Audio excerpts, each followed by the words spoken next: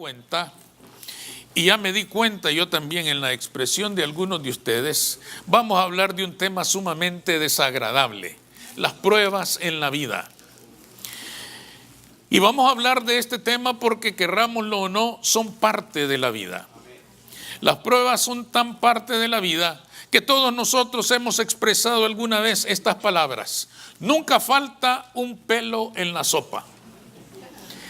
Generalmente nosotros expresamos estas palabras para expresar nuestra frustración, nuestro enojo, nuestra insatisfacción cuando aparece en nuestra vida la adversidad.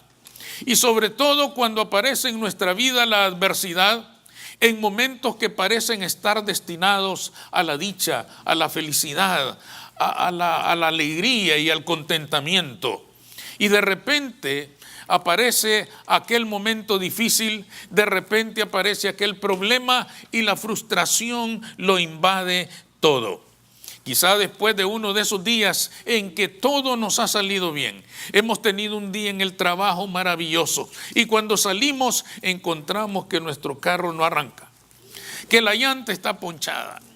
A veces no es a la salida del trabajo, llegamos a la casa felices y contentos, dispuestos a seguir disfrutando de aquel buen día, y resulta que alguno de los hijos ha tenido problemas en la escuela, resulta que alguien está enfermo, resulta que un accidente, que esto y lo otro. Es decir, no nos esperábamos eso. El día iba tan bien, el día iba tan magnífico, el día parecía estar destinado a nuestra dicha y a nuestra felicidad, pero algo lo ensombreció todo, algo que no esperábamos, algo que nos sorprendió, y entonces terminamos diciendo: tan contento que venía y tan triste que me voy. Así dice una canción. ¿O no es canción? Sí es canción. Debe de ser de Pedro Infante o algo así. El hecho es, hermanos, que todo esto refleja una situación que es bastante, si no común, pero es bastante probable en la vida de cada uno de nosotros. Es más, estoy casi seguro que todos hemos vivido ya alguna experiencia como esta. Frustrados y tristes comenzamos a preguntarnos ¿por qué? ¿Por qué sucede esto ahora? ¿Por qué justamente hoy? Hoy cuando las cosas iban tan bien, hoy cuando las cosas marchaban de manera tan magnífica, y ahora tiene que aparecer esta situación. Comenzamos a interrogarnos por qué y generalmente no encontramos la respuesta. Es necesario entonces que entendamos dos aspectos importantes en este asunto de las pruebas. Lo primero es que la vida es una mezcla de momentos felices y momentos desafortunados. La vida de todos tiene esa naturaleza. Pero si somos justos, son más los momentos buenos que los momentos difíciles. Lo que pasa es que no quisiéramos tener ningún momento difícil. Quisiéramos que todo fuera dicha, que todo fuera felicidad, que todo marchara siempre bien. Pero ya hemos tocado este tema en otras ocasiones. Si somos justos, en la vida tenemos más bienes que males. Pero de repente el mal puede aparecer. Y estoy diciendo puede. No estoy diciendo que necesariamente tiene que haber algo malo. No estamos enfrentando la vida de una manera tan negativa que vamos a caminar siempre temiendo ya lo malo que pueda venir. De ninguna manera. Pero no dejamos de ser realistas y reconocemos que las dificultades y los problemas pueden aparecer porque la vida es así. Pero en esto de que los problemas pueden aparecer, pueden haber dos fuentes. Uno, nuestros propios errores, nuestras propias equivocaciones, una consecuencia natural de nuestros propios errores. Pero hay ocasiones en que no es así. Hay ocasiones en que no parecen ser nuestros errores, simplemente las cosas aparecen cuando nadie las espera, cuando nadie tiene idea de que algo malo pudiera acontecer. Y entonces nosotros le llamamos a esto una prueba del Señor. Es decir, situaciones que el Señor permite, que Él maneja, que Él dirige, para que nosotros vayamos creciendo en nuestra fe en nuestro Salvador. no necesariamente obedecen a nuestros errores, no necesariamente obedecen a que nosotros fallamos en algo, simplemente son cosas que aparecen en nuestra vida y que, como vamos a ver en el pasaje que vamos a estudiar, a veces son promovidas por el Señor mismo para que nosotros vayamos creciendo en nuestra vida cristiana, para que vayamos madurando en nuestra vida en general y para que vayamos descubriendo que si creemos realmente en Cristo Jesús, somos más que vencedores en su nombre. Amén. De manera que las pruebas es el tema que a nosotros nos ocupa en esta mañana. El Señor Jesús ya se ocupó de este tema en varias ocasiones en la Escritura, incluso enseñándoles a sus mismos discípulos principios que son fundamentales para entender este asunto de las pruebas. En una ocasión, ustedes lo pueden ver ahí en el Evangelio de San Juan, en el capítulo 9, el Señor Jesús salía con sus discípulos y a la salida del templo encontraron a un hombre que había nacido ciego, era ciego de nacimiento. Y los discípulos inmediatamente le dicen a su maestro: Maestro, ¿quién pecó, este o sus padres, para que haya nacido así? Fíjense bien en la pregunta de los discípulos. Ellos querían saber quién tenía la culpa. ¿Es culpa de él el que haya nacido así? ¿O es culpa de sus padres que pecaron y por su pecado tuvieron este hijo que nació ciego? Es decir, los discípulos están tratando de averiguar quién es el responsable de una tragedia tan terrible, de un hombre que ha nacido ciego. Una tragedia terrible. ¿Quién es el responsable? Pero la respuesta del Señor es iluminadora. El Señor les dice: pues no pecó ni este ni sus padres, sino para que la gloria de Dios se manifieste. Para eso ha nacido así este hombre. Amén. ¿Qué es lo que el Señor les estaba diciendo? No busquen culpables. Porque los discípulos estaban queriendo saber quién tuvo la culpa. ¿Fue él o fueron sus padres? Fíjense qué poco sentido tiene esta pregunta. Porque aún y que lo hubieran descubierto, ¿de qué hubiera servido? Si hubieran descubierto que pecó él, ¿para qué sirve? Él sigue ciego. Si hubieran sido sus padres, ya saben quién tuvo la culpa, pero ¿de qué sirve? Él sigue ciego.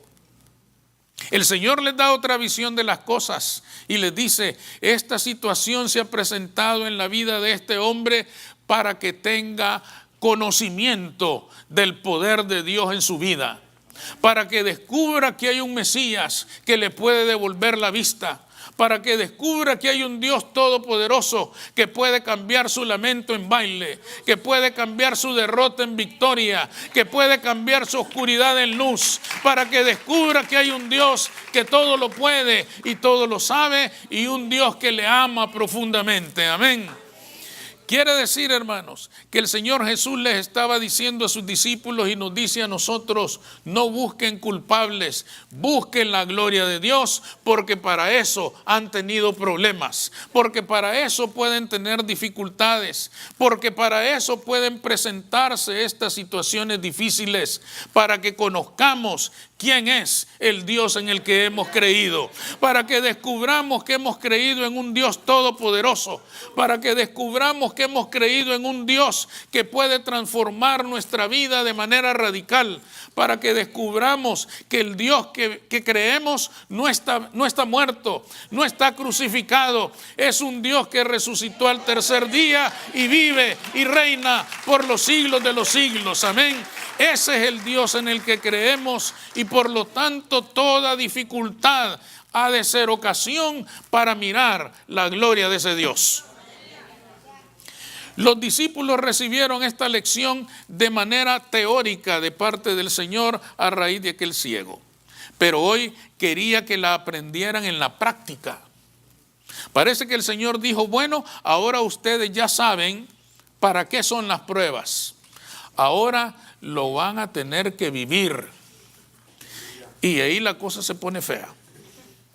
Y ese es el pasaje que vamos a leer en el Evangelio según San Mateo, en el capítulo 14, desde el verso 22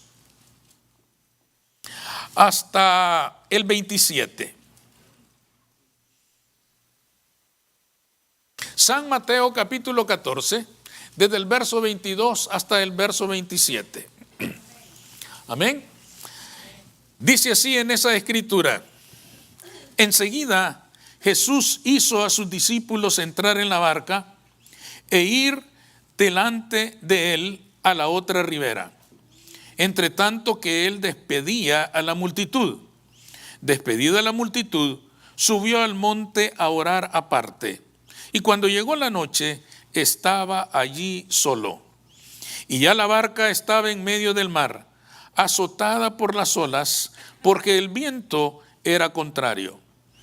Mas a la cuarta vigilia de la noche, Jesús vino a ellos andando sobre el mar. Y los discípulos, viéndole andar sobre el mar, se turbaron, diciendo: un fantasma, y dieron voces de miedo. Pero enseguida Jesús les habló, diciendo: tened ánimo, yo soy, no temáis. Vamos a leer hasta ahí.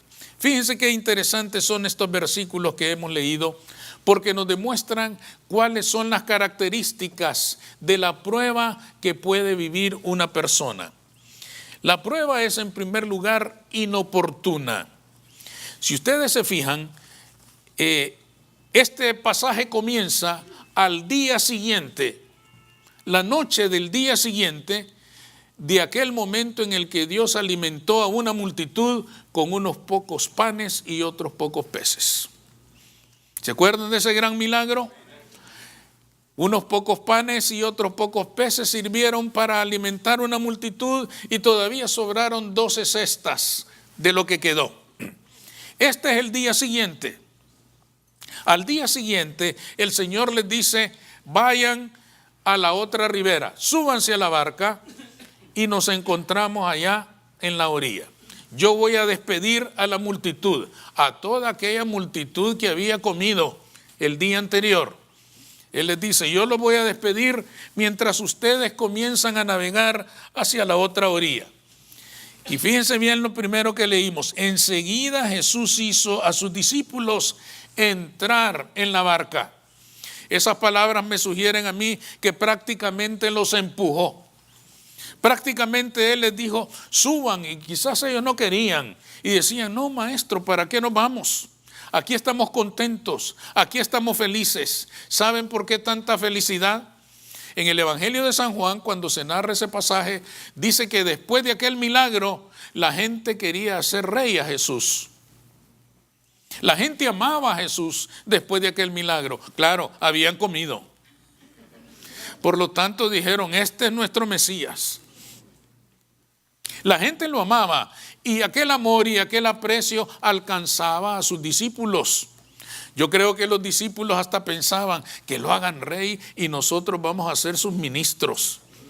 Ya comenzaba uno a pensar ser el ministro de defensa, otro el ministro de educación, y decían: nosotros vamos a ser los ministros. De manera que los discípulos no tenían intención de moverse de ahí. Parece que los discípulos dicen: ¿para qué nos vamos ahora? La gente nos ama, la gente nos quiere, la gente nos aprecia, la gente te quiere hacer rey. ¿Para qué nos movemos de aquí? Jesús los hizo entrar en la barca. Aunque ellos ya no querían, fue el Señor quien les hizo entrar en la barca. Los discípulos estaban confusos sin duda y no muy conformes. ¿Por qué tenemos que irnos ahora? Ahora que todo nos va tan bien.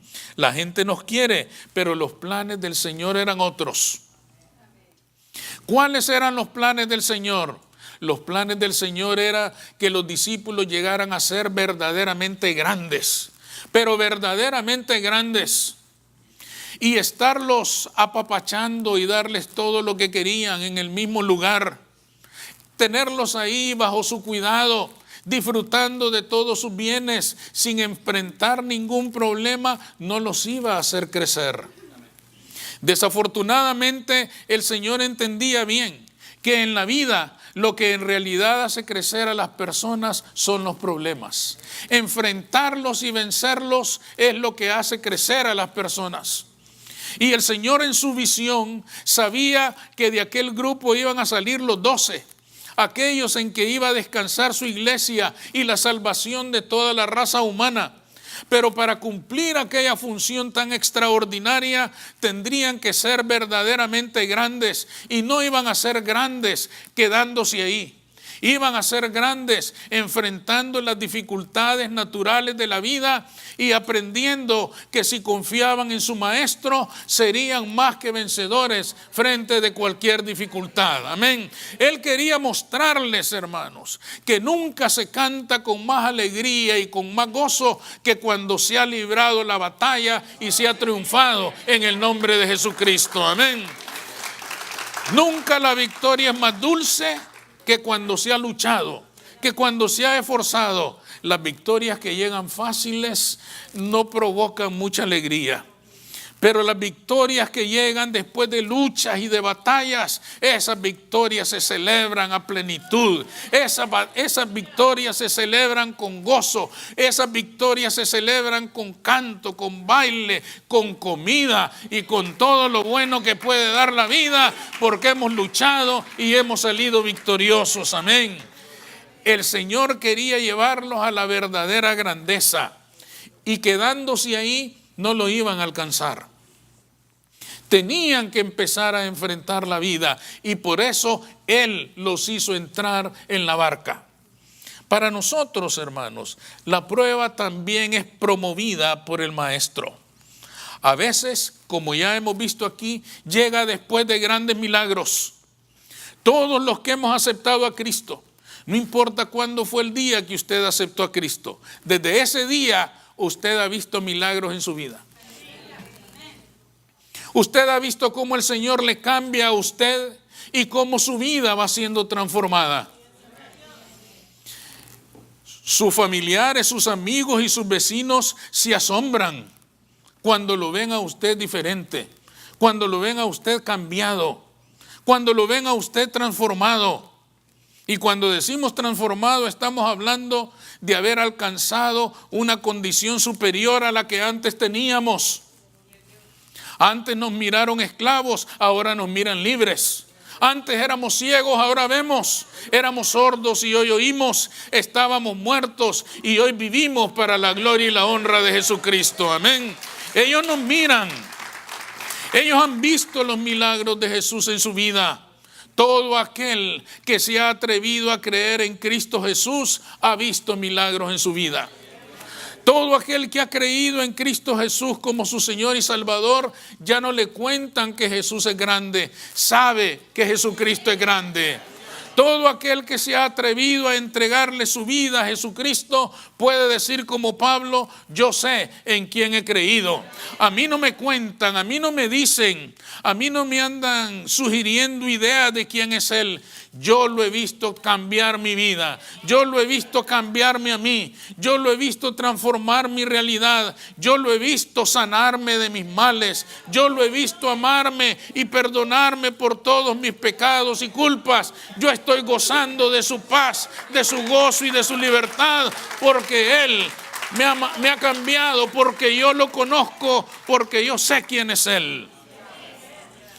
Todos hemos vivido milagros desde que lo conocimos. Salimos de nuestro propio Egipto, salimos de la esclavitud, salimos de aquella condición tan terrible y lógicamente comenzamos a celebrar. Nos gozamos, nos alegramos, mirábamos cómo el Señor nos iba transformando, pero de repente aparece la dificultad. De repente aparece la prueba y comenzamos a decir: ¿por qué? Nos confundimos y decimos: ¿por qué ahora? Ahora que yo he conocido al Señor, ahora que vivo de otra manera, ahora que soy otra persona, ahora que tengo principios y valores cristianos en mi vida, ahora que le sirvo al Señor, ¿por qué ahora vienen estas dificultades? Porque el Señor quiere llevarnos a la verdadera grandeza. El Señor sabe, hermanos, que si no enfrentamos las dificultades, no vamos a crecer en nuestra fe. Es más, nuestra fe, de no saber enfrentar las dificultades, puede llegar a ser impotente ante las dificultades. El canto decía que en el amor de Cristo nos podemos levantar como las águilas. En una ocasión, hermanos, un águila andaba volando y de repente, buscando qué comer, divisó a lo lejos, ustedes saben que el águila tiene una vista tremenda, y divisó a lo lejos una granja y se dio cuenta que ahí todos los animalitos que habían ahí no iban a buscar su comida, sino que se la servían, se les daban de comer. Y dijo él, pues esto está mejor que andar todo el día fatigados buscando la comida. Él descendió y se quedó en la granja. Dijo, aquí está muy cómodo. Y comenzó a comer de todo lo que servían ahí. El tiempo pasó. Y de repente vio pasar un grupo de águilas volando. Y echó de menos el volar en las alturas. Y él quiso levantarse y ya no pudo. Había engordado tanto de tanto comer de gratis que ya no se pudo levantar. Y él quería, y él anhelaba otra vez las alturas y ya no se pudo levantar. ¿Por qué? Porque había dejado de ejercitar sus cualidades naturales, sus habilidades naturales, sus capacidades naturales. Las perdió en la comodidad, las perdió en un confort sin sentido que le quitó toda su esencia, toda su fuerza, toda su magnificencia, como el rey de las aves había desaparecido por tanta comodidad. Yo puedo asegurar una cosa, hermanos. Si el Señor viniera hoy en día y dijera, a partir de hoy se acabaron los problemas. Nadie va a tener problemas de ahora en adelante. Nadie va a tener dificultades económicas, nadie va a sufrir enfermedades, nadie va a tener problemas de ningún tipo. Yo les aseguro que en cuestión de un año somos peores de lo que somos ahora. Porque a nosotros, hermanos, la ausencia de dificultades no nos hace más grandes, nos empequeñece. Y comienzan a brotar nuestras debilidades humanas. Y comienzan a brotar y a enseñorearse nuestras imperfecciones en nuestra vida.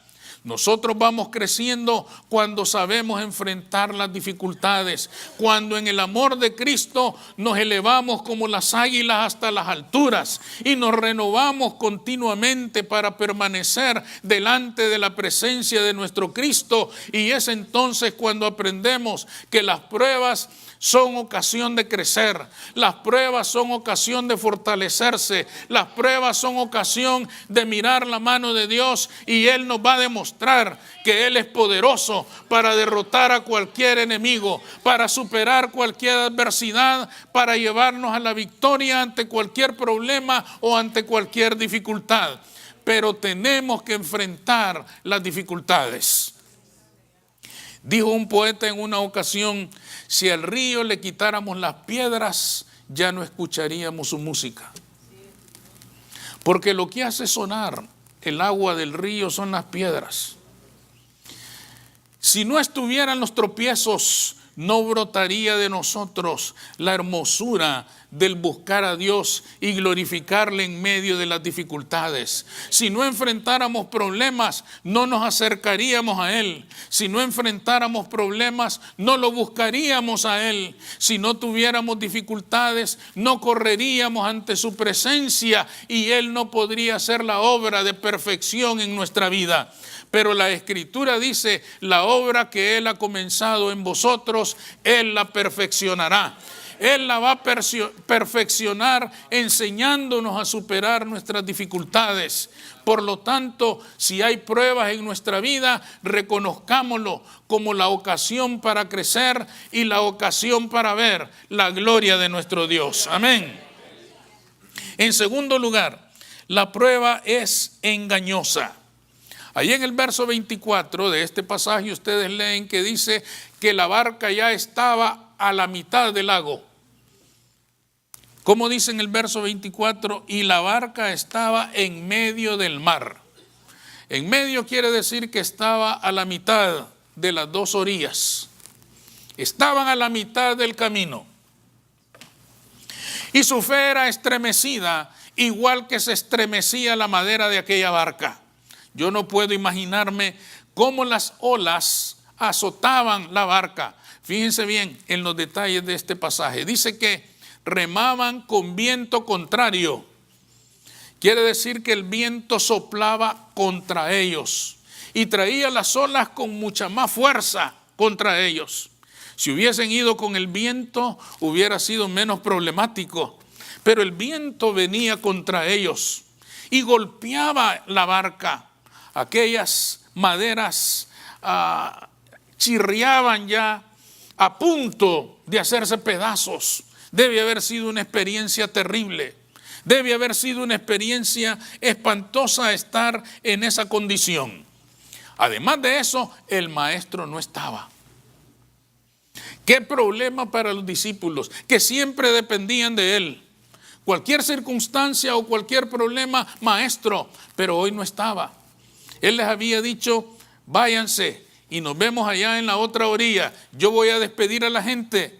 Estaban ellos solos, de manera que no tenían ni siquiera la presencia física de Jesús que pudiera darles seguridad y confianza en aquel momento tan terrible. Por lo tanto, no dudo que alguien habrá aparecido y que haya dicho, mejor regresémonos. Regresémonos y que el viento mismo nos lleve de regreso de donde salimos. Qué terrible hubiese sido que hubieran hecho eso. ¿Por qué? Porque ¿qué iban a encontrar allá? Si se regresaban, ¿qué iban a encontrar? Iban a encontrar lo mismo que dejaron atrás.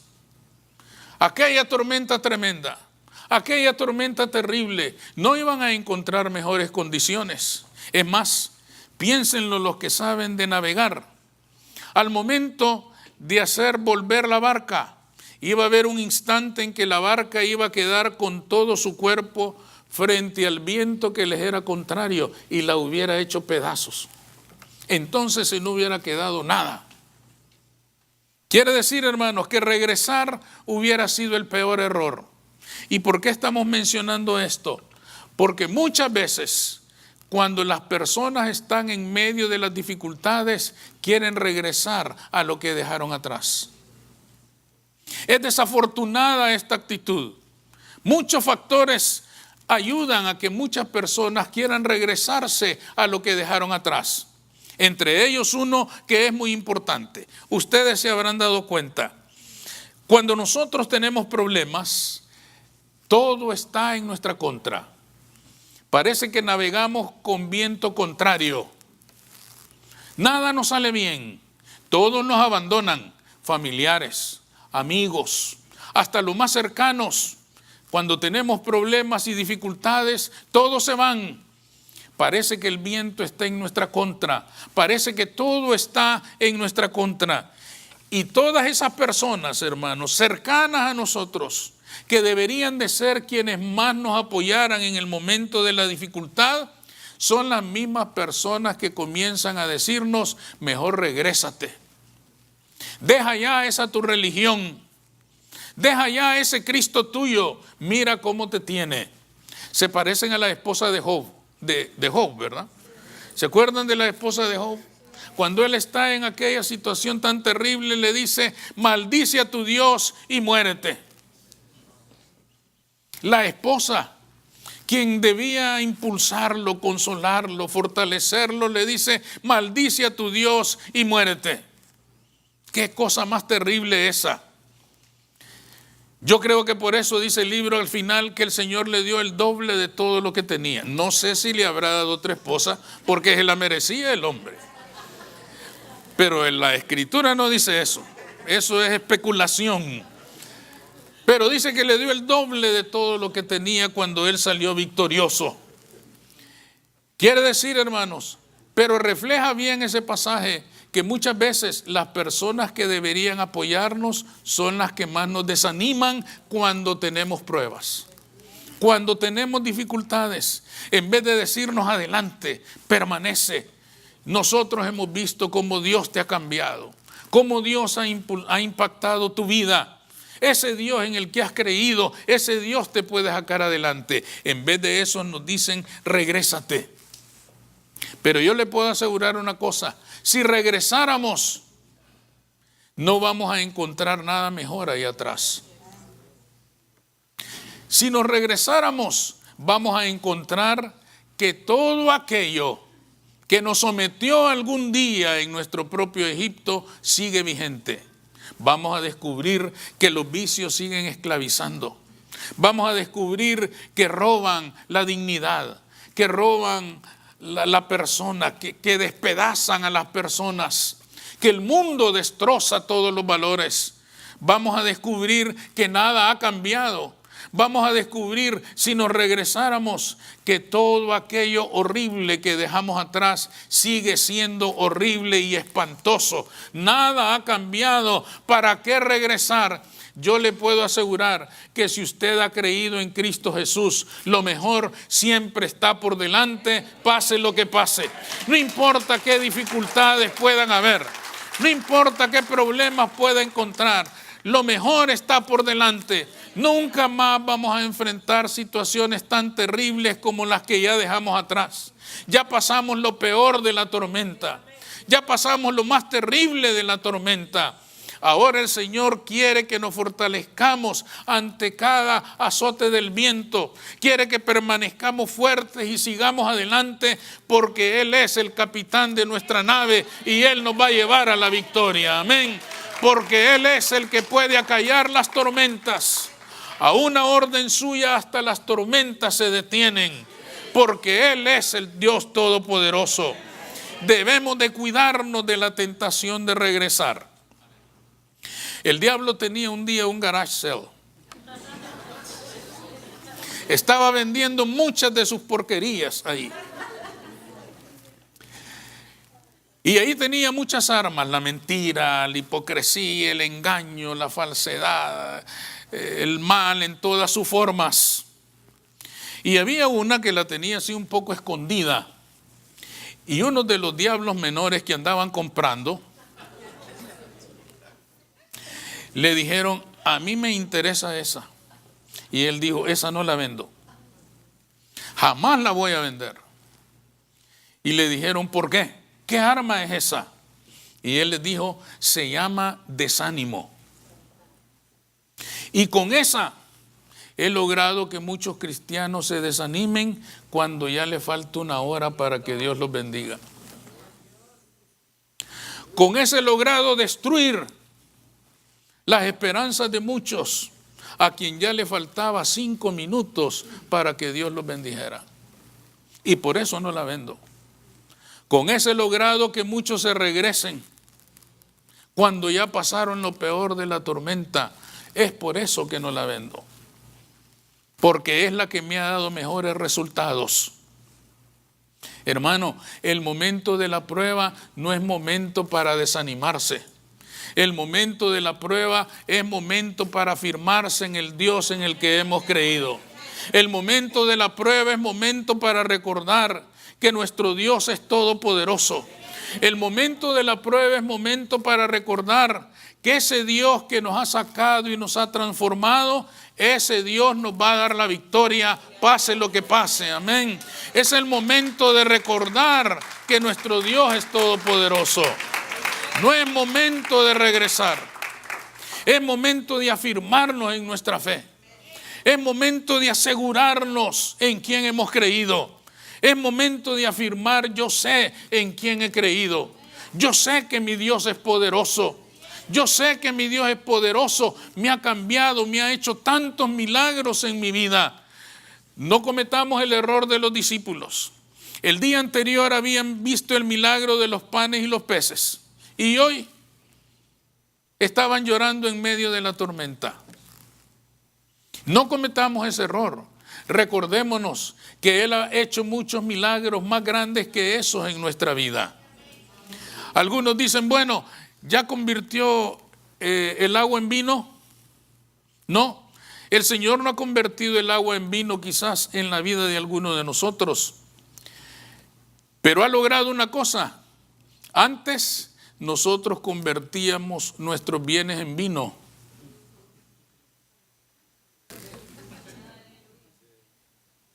Y hoy Él nos dio a beber del vino de la salvación. Y ahora hemos convertido nuestros bienes en vida para glorificar a nuestro Salvador. Hemos convertido nuestros bienes en recursos para dar la gloria a nuestro Dios. Hemos convertido nuestros bienes en medios para traer dignidad y satisfacción a nuestras familias. Ese milagro es más grande que convertir un vaso de agua en un vaso de vino. Ese milagro es mucho más grande y mucho más trascendente que cambiar el agua en vino. Eso es cambiar la muerte en vida. Es cambiar la derrota en victoria. Es cambiar la oscuridad en la luz. Es cambiar la prisión en la libertad. Ese es un verdadero milagro. Ese es un milagro más grande que cualquier otro que se pueda dar en el orden natural. Y nuestro Dios lo ha hecho. De manera que en el momento de la prueba recordemos lo que Él ya hizo. Y asegurémonos, tengamos la certeza de que si ha hecho todo lo que ya hizo, puede hacer lo que hace falta para que nosotros hagamos victoriosos en esta prueba que tenemos, en esta dificultad que podríamos tener. Él sigue siendo Dios. Él es el mismo ayer, hoy y por los siglos de los siglos. Él no ha cambiado. No ha cambiado absolutamente nada. Sigue teniendo su mismo poder, su mismo amor y su misma misericordia. Creamos en Él porque la fe es la fe que mueve montañas. Amén. Y con Él es que vamos a tener victoria. Y finalmente, la prueba es aterradora.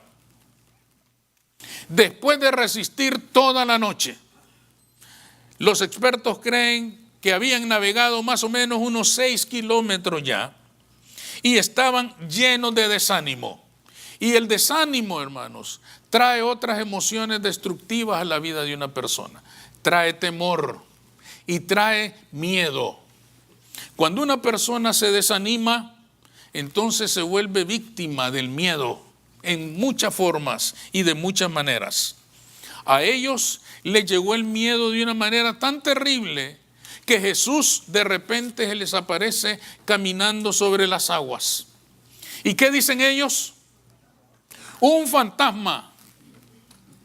Saben que la traducción literal de esa escritura es un muerto. Parece que los discípulos, igual que muchos de nosotros, teníamos aquella idea de que bien dicen que un mal nunca viene solo. Una actitud muy fatalista. Ellos también lo tenían y dijeron: lo único que nos faltaba, que un muerto nos venga a jalar las patas. Ellos no dijeron es el maestro. Si lo hubieran reconocido, hubieran dicho maestro. No, dicen un fantasma. Lo único que nos faltaba para terminarla. La cereza del pastel. Nos vamos a morir aquí y un muerto nos viene a asustar. Imagínense qué terrible. Por eso es que las primeras palabras del Señor es: no teman, no tengan miedo. Yo soy. Porque el miedo a ellos los tenía tan cegados que no pudieron reconocer a Jesús. El miedo es algo muy terrible. Cuando las fuerzas se terminaron, cuando todo les parecía tan negro, el miedo dominaba sus emociones. Y por eso tuvieron aquella reacción. Hasta que escucharon la voz del maestro. ¿Por qué es importante esto para nosotros, hermanos? ¿Por cuánto tiempo ha luchado usted contra la adversidad? Quizá le parezca demasiado. Quizás diga: ya luché tanto, ya me esforcé tanto tiempo. Las fuerzas se han terminado, el aliento se me va, ya no puedo más. El gran problema, hermanos, de los discípulos eran las aguas que azotaban la barca. Y el Señor estaba caminando sobre las aguas. No pudieron leer ellos el mensaje. El Señor les estaba diciendo: esto es lo que les aflige, yo camino sobre ellas. Esto es lo que les asusta, yo camino sobre ellas. ¿Sabe qué nos está diciendo el Señor hoy? ¿Tú le temes a esta situación? Yo soy el Señor de esa situación. Yo camino sobre ella. Yo domino sobre ella. Pero a veces el temor, la desesperación, la aflicción, la angustia nos ha ganado y no podemos ver al Maestro. No podemos ver a Cristo siendo el Señor de aquel problema que hay en nuestra vida. Yo les invito a que ustedes lean este mismo pasaje allá en sus casas en esta noche o en esta tarde en el Evangelio según San Juan. Es el mismo pasaje. Jesús camina sobre las aguas, así se titula ese mismo pasaje. ¿Y por qué quiero que lo lean, hermanos? Les invito a que lo lean porque se van a dar cuenta ustedes que dice que cuando el Señor subió a la barca, yo tengo esa escritura aquí, se las voy a leer para que me crean.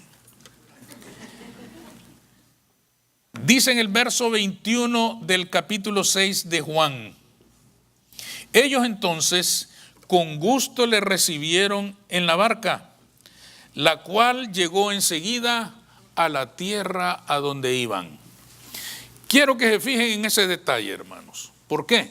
Era de noche, estaba amaneciendo más bien, porque dicen que era la cuarta vigilia, pero en la tormenta el amanecer no se nota, es de noche. El cielo está oscurecido, la tormenta está cayendo con toda su fuerza. Quiere decir que ellos no podían mirar nada.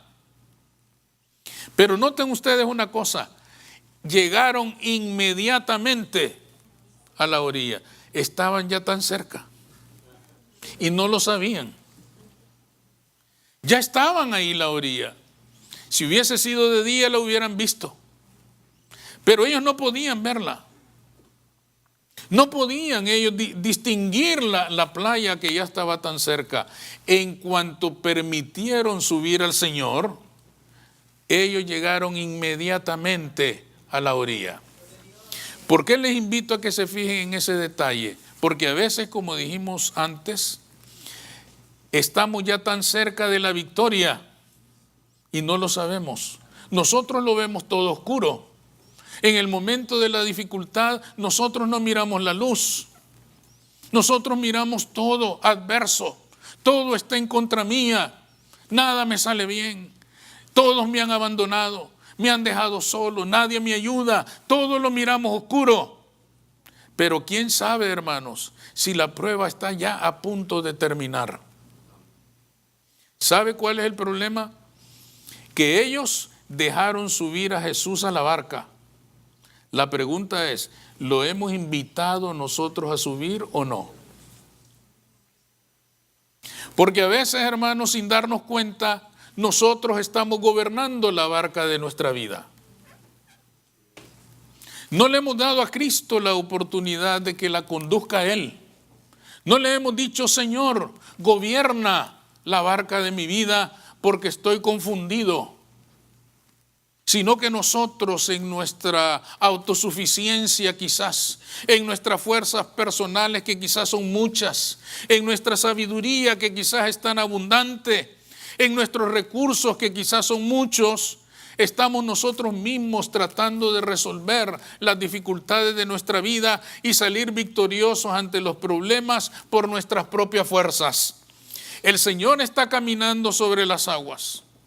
Pero nosotros no le decimos sube. Si le dijéramos sube, quizá inmediatamente llegaríamos a la orilla. Quizá ya estamos al final de la dificultad, pero no invitamos al Señor a subir.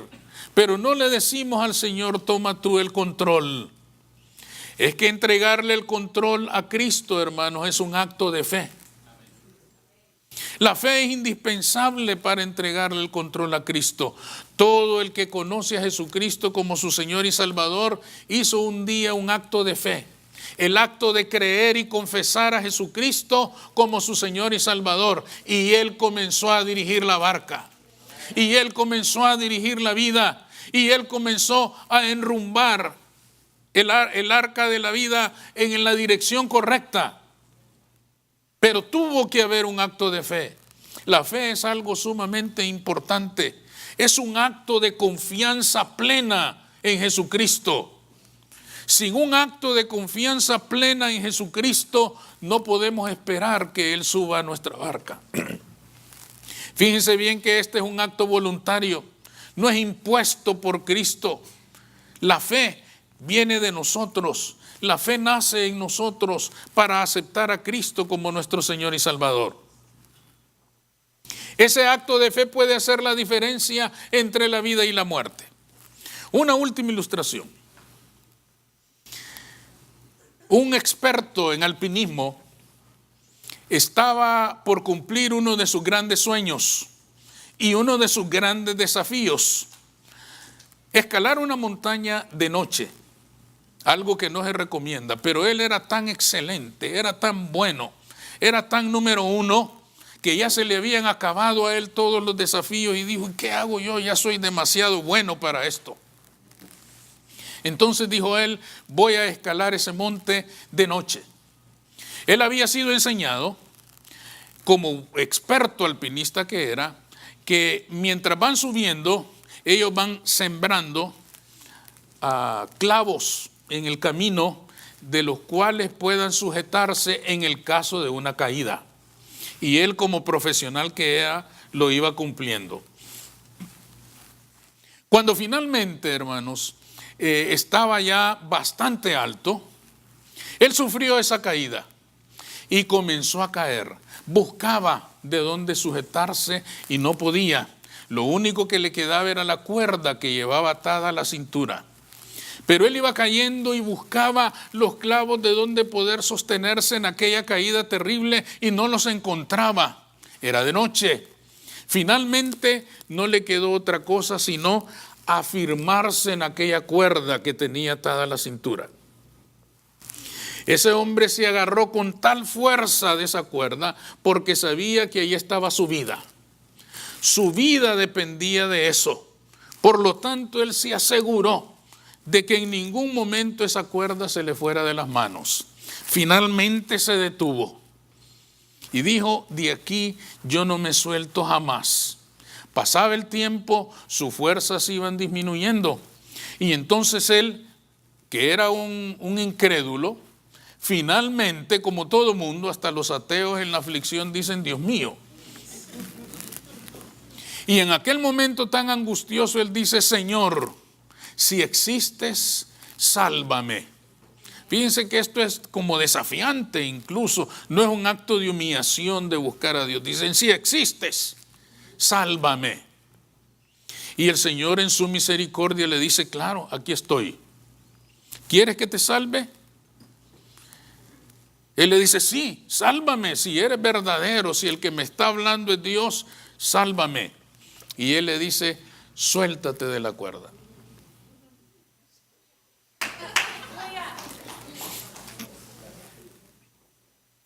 Yo te salvo, suéltate de la cuerda. Y él dice: eso jamás, eso nunca. Ese hombre, el Señor le estuvo diciendo una y otra vez: suéltate, yo estoy aquí, yo soy el Dios eterno.